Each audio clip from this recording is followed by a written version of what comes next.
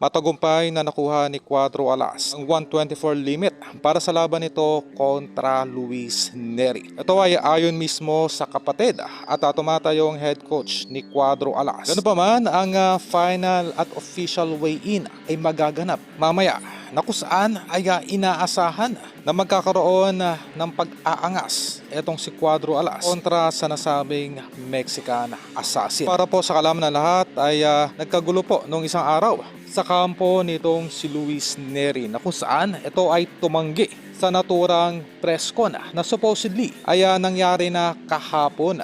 Ganun pa man ay sisikapin itong si Kameda na maisingit pa rin kahit papaano ang naturang press con after ng final weigh-in.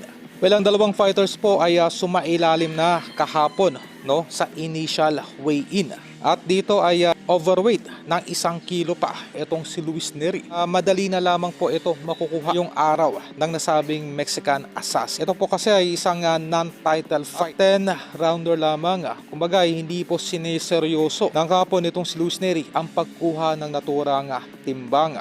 At isa pa sa kinababahala ng kapon nitong si Cuadro Alas ay wala po palang drug test na magaganap bago at pagkatapos ng laban. Well, ito po ang isa sa mga disadvantages kapag ang dalawang fighters po ay dayo sa naturang bansa. Dahil ginastify nitong kampo ni Luis Nery, partikular ng kanyang trainer, na hindi dapat sumilalim sa random drug test itong si Nery dahil kakadating lamang nito sa Japan. Marahil isa ito sa mga strategy at sinadya ng kampo ni Luis Nery na malate sa pagdating sa bansang Japan upang ito ay makaiwas na sa random drug test. Pero po kasing protocol na dapat makapagpahinga muna ng at least 3 araw ang dayong fighter bago ito kunan ng drug test. Kumaga hindi na po aabot dahil bukas na po ang laban nitong si Nery.